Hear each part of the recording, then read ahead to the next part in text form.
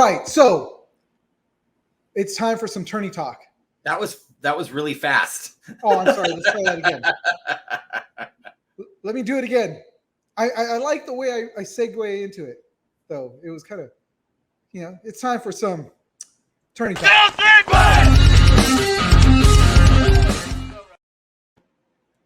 Feel a little better? That's better. That's much better. I mean, it was honestly, I didn't change the timing on it, but I think the way I said it this time, it kind of rolled into it. Well, but it seemed like it went just long enough. It like the first time I saw it, it felt very abrupt, like you cut it off all of a sudden. Well, we're now talking tourney. Yes. And again, like I said at the beginning, this past weekend was the Windy City Major. It was, I don't know. I mean, Dennis, I think this actual tournament had a lot of awesome things that guys were doing. Like, it felt like they were literally just balls out playing for once. I mean, I know they always do it every weekend. See, here's the thing. I mean, I will agree with you. So watching the footage on online, and then catching a few snippets here and there on the streaming service, I kind of got the same feeling. Almost every match that was being played, there was a sense of urgency. Obviously, we've only got one more event in the season before everything wraps up, and so there's a lot riding on this event to kind of get your team in placement for coming into Cup. Yeah. So I mean, a lot of hard fought points. There were a couple of dark horses coming into Sunday. If I'm being clear. there was Rich's dark horse. Did you see that clip? No, I missed it. Oh okay, my gosh, dude. we got to talk about that. So no, it was a picture that somebody photoshopped, and it was Rich on a dark horse, and he was up in the air, and he was going like this. Oh my God. It was great. It was great. Sorry. Go on. Yes. No. It's fine. So, I mean, as I'm sure a lot of you guys would have already known, had you been following, the event. So coming out of the prelims, I should say, AC Diesel undefeated, there were a lot of, and I'm not saying anything negative about AC Diesel, but that's definitely not a team that you would have expected to be, playing that strong coming out of prelims. Mainly just because they've been working so hard to try and get their roster gelled and to really kind of find their feet. And so it was kind of a nice surprise. But unfortunately, as the weekend wore on, we started seeing a lot of the same names all over again. Although I will admit, I'm going to throw up a little bit of the gameplay just so we could have it there. But this was Columbus Level. Oh yeah, so we've got Level playing Latin Saints here. Yeah. Level had a strong showing coming into the weekend as well. They did. They had a really strong showing. I mean, starting off, and I was like, "Wow, man, where did these guys come from? Who are these guys?" Yeah, they've always been a bit of I don't want to say underdog, because underdog would say that it belies their ability. And obviously, they're in the pro ranks. They've been able to maintain a pro spot. Granted, they may not be getting a podium finish, but they managed to play consistently enough to maintain their pro spot. And that says something for, the team as a whole. But they're not high on the list of people that you would normally suspect to be seeing, coming out of prelims and going into the matches on Saturday, looking as strong as they did. So, they played very, very well.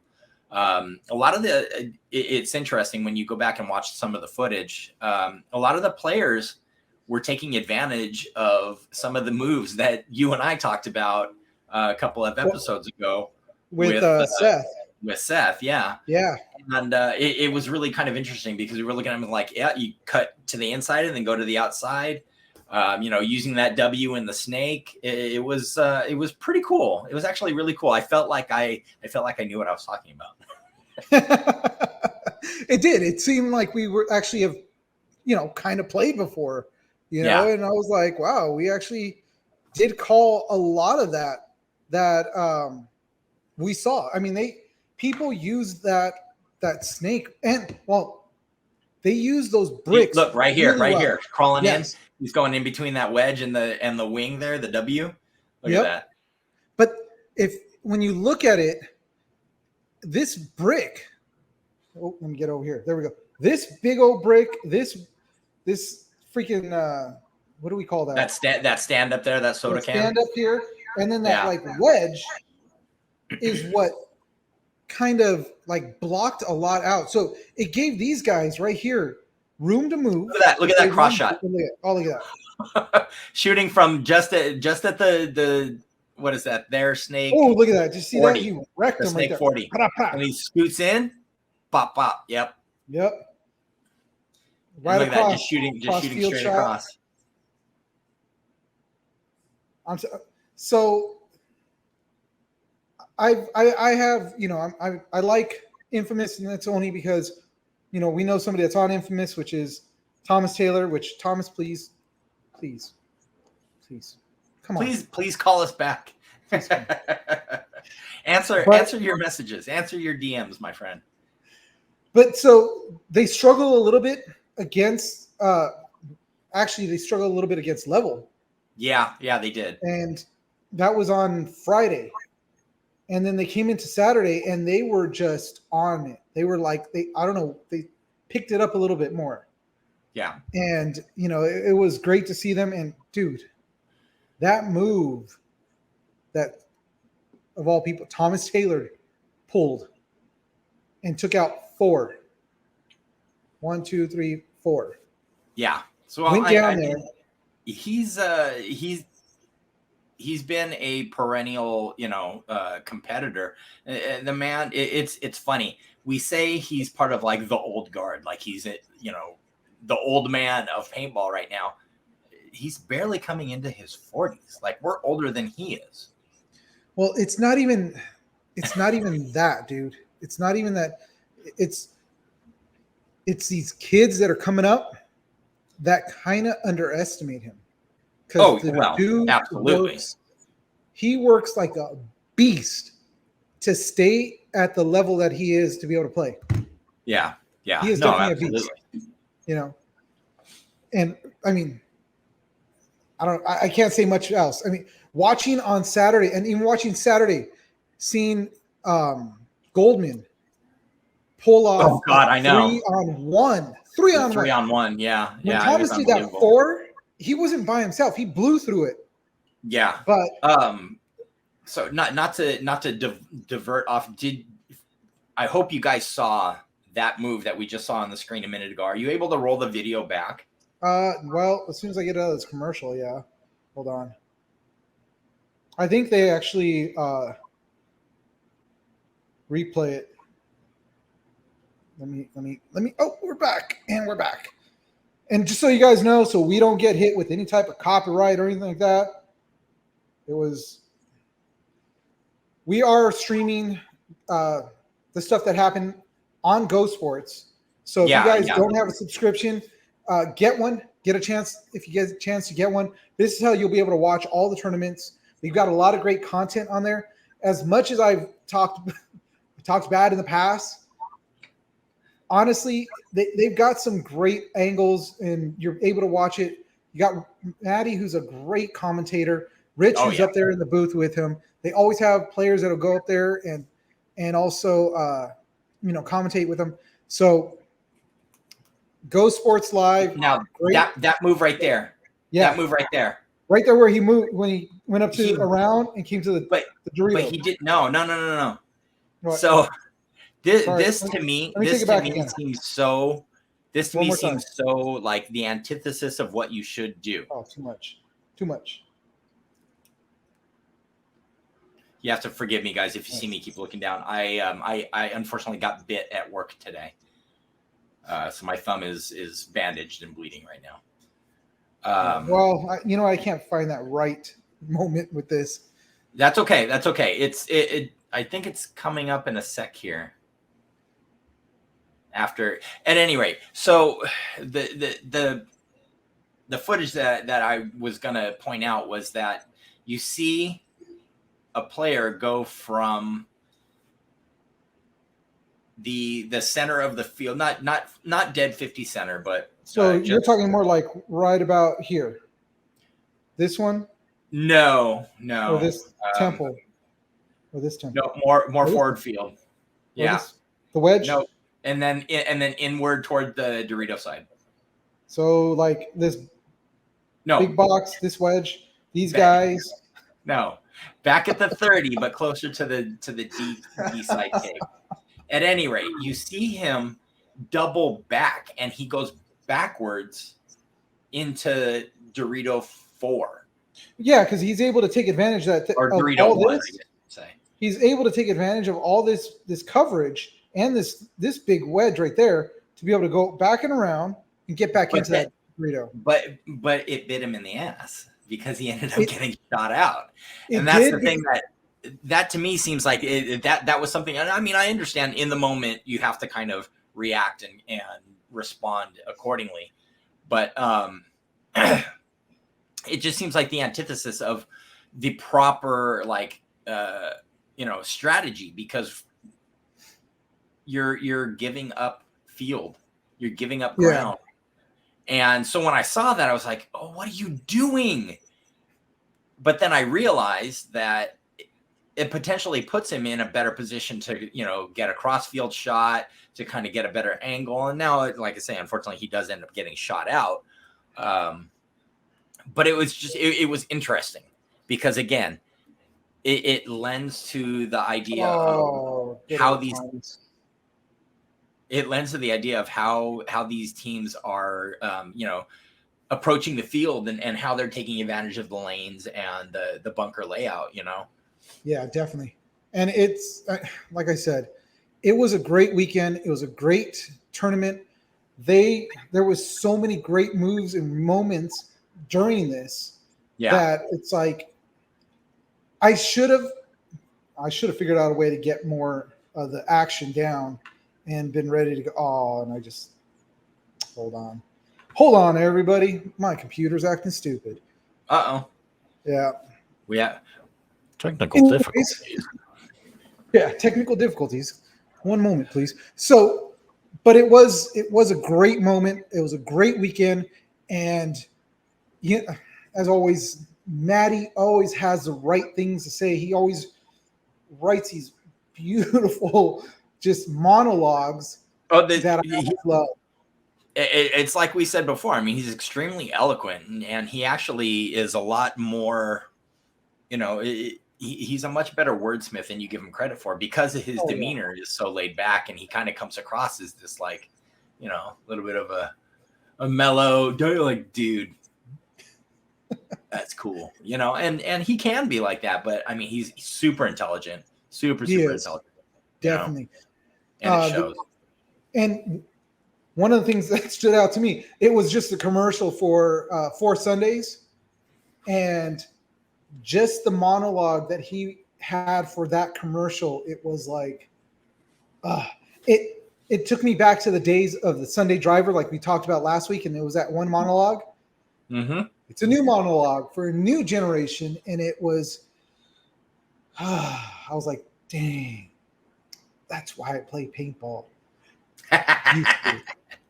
Hopefully again, but it was great. It was great to see that. But it again, we're talking about this weekend being as great as it was, but we did see who we've talked about before being in the finals again, which was Impact and Dynasty. Was it a shock? No, it was not Dynasty. Dynasty didn't make it to Sunday. Oh my God! It was Russian Legion. Russian Legion and Impact. It was still two of the ones that we expected. It was one of the three. I'm sorry. I don't know what I was thinking. It was it, but Impact was up there. Yeah. As we figured, we're going to start seeing Impact again, because we thought with the Latin Saints taking on all that they did for as far as all the players we figured that they would be the ones that we'll start seeing podiuming. Right. But right.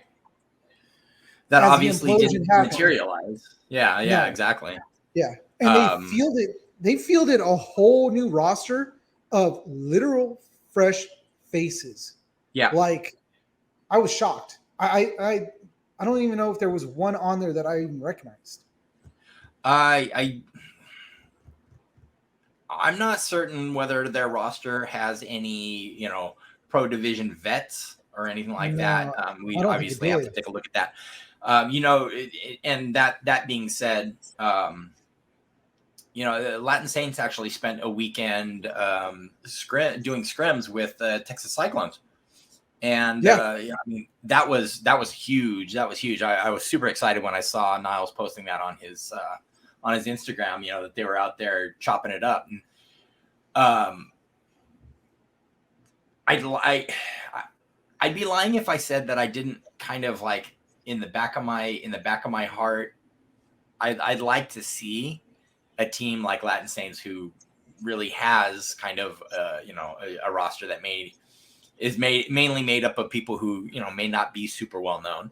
I'd love to see them kind of achieve some of the perceived greatness that they were going to have with this other roster that was made up of all these other superstars from other teams and stuff like that. I think it'd be kind of cool. It'd be very cool. I've said it before. It gets a little boring for the fans when you're always seeing the same like 3 or 4 teams at the top of the standings. So I think it would be cool.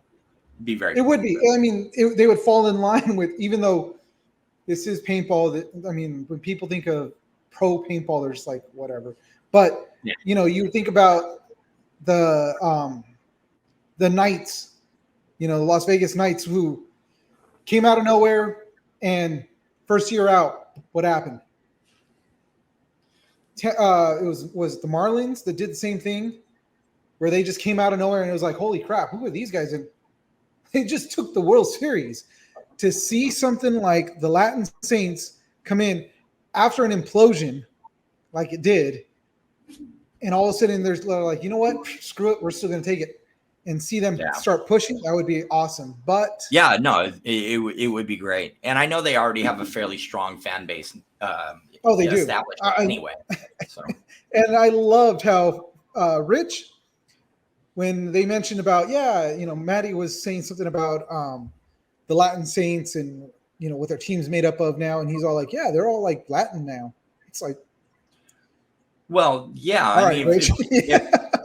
If my understanding is correct, the majority of the roster is actually made up of players from Mexico. And in fact, I believe when the restructuring of the team occurred, the coach doesn't speak Spanish, and the players don't speak very much English. Mm-hmm. So I could be wrong, but that was my understanding. Yeah, it came from the same source that I'm thinking of that told us the same thing, that they got a coach and he was like, I don't speak Spanish. And they're like, it's okay. They don't speak English. They don't speak English. Yeah. All right, we'll figure it out. We'll still play, because what else are we going to do? Exactly. No, I think that'd be cool. I will admit that I was pleasantly surprised to see Russian Legion, punch their ticket to the finals this weekend. They've always been, a strong team, but I can't recall the last time they ever, that they made it to the finals. So that was kind of cool to see them.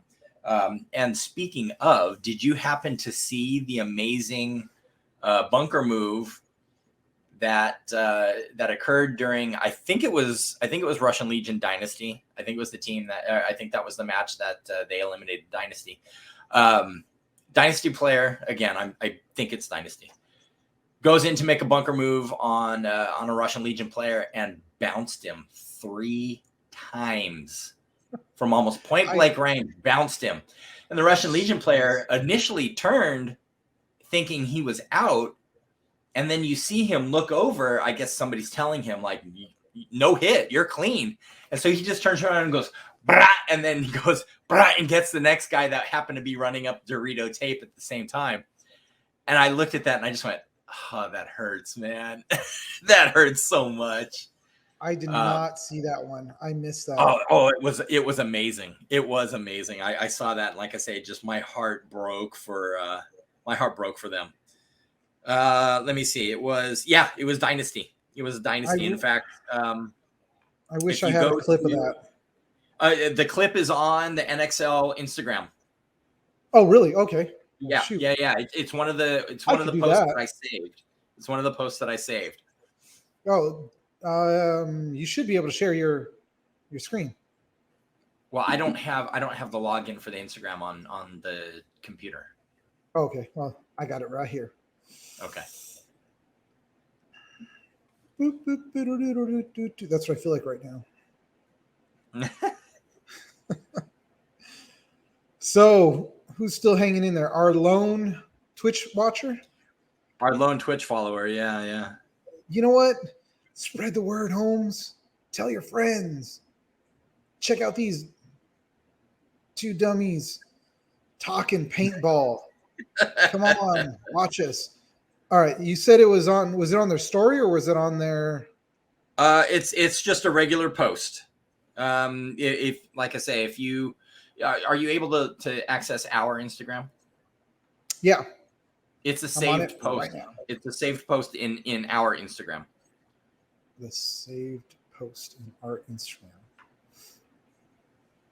I'm just excited that I was able to actually. I got an internet backup on my stupid computer out here. Nice.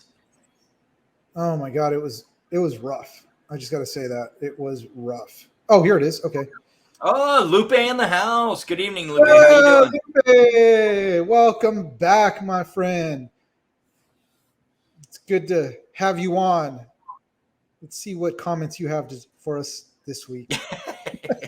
Yeah, you'll have to let us know how you guys did this weekend too. Let us know how AC Kids and the Cheesecakes did.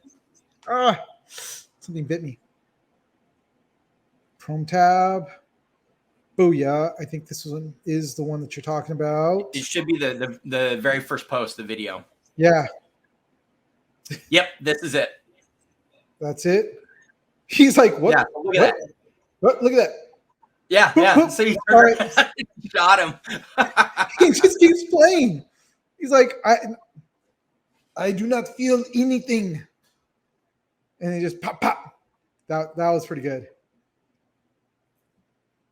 Let's see. What other highlights did Dennis save since we're still on this segment, just for a little bit longer because I don't want to go too long. I see all the. No, I do see all the, what do you call it? All the scores. This is the one that I was like, what the hell? This one was like, Colt. Look at that. Look at those moves. This dude is up there too. Colt Roberts. Oh, yeah. Colt Roberts. Yes. Dude, this guy's insane.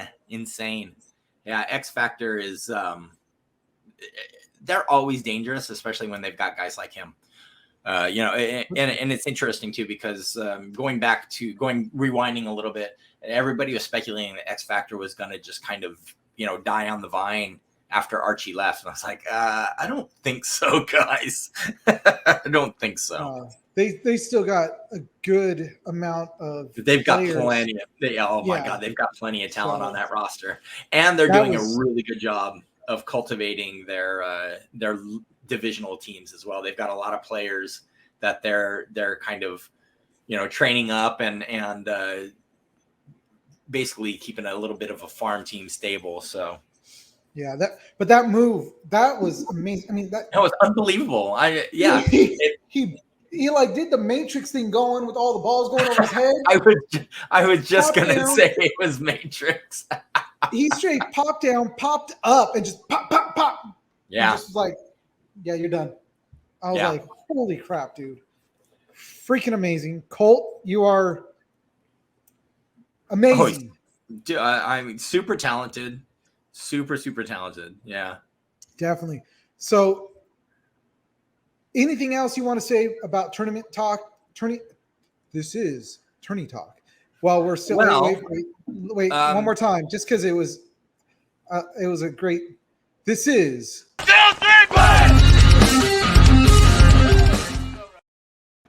Okay, and it's tournament talk.